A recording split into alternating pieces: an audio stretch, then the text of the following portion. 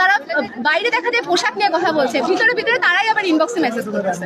Potential rapist এবং যারা এটা ব্রিজিং থেকে শুরু হয়। পোশাক যদি সমস্যার কারণ হতে পারে, একটা 3 বছরের বাচ্চার কখনো ধর্ষণ হতে পারে না।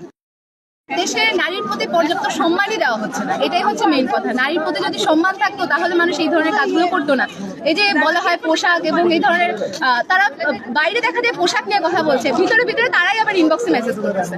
তো আমাদের নারীদের পর্যাপ্ত সম্মান এটা আসলে পরিবার থেকে আসবে, সবচেয়ে বড় কথা এটাই। তার থেকে বাইরে থেকে তো শাস্তির ব্যবস্থা করতেই হবে, কিন্তু ভিতরে পরিবার এবং মূল্যবোধ এগুলো আসলে শিখতে হবে সবাইকে। এই প্রতি আমাদের জোর দিতে হবে এবং সাথে সাথে পাশাপাশি শাস্তির ব্যবস্থা তো করতেই হবে।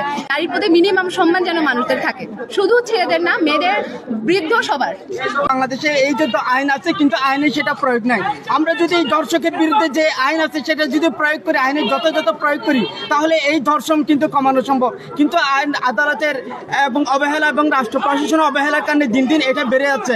এবং তাছাড়া আমাদের ধর্ষণে বেড়ে যাওয়ার আরেকটা কারণ হচ্ছে যে পোটেনশিয়াল রেপিস্ট এবং যারা এটা ব্রিজিং থেকে শুরু হয়। আমরা যদি দেশের অগ্রযাত্রী নারী ভূমিকা অপরিসীম, এই নারী জাতিকে যদি আমরা নিরাপত্তা দিতে না পারি তাহলে আমাদের নারী অগ্রযাত্রা এবং দেশের অগ্রযাত্রা কিন্তু ব্যাহত হবে। সুতরাং আমি রাষ্ট্রের কাছে আমাদের অনুরোধ এবং আমাদের জোর দাবি যাতে এই দর্শকের যেসব ধর্ষক আছে তাদের যাতে সর্বোচ্চ মৃত্যুদণ্ড ফাঁসি কার্যকর করা হয়। পোশাক কখনো সমস্যার কারণ হতেই পারে না।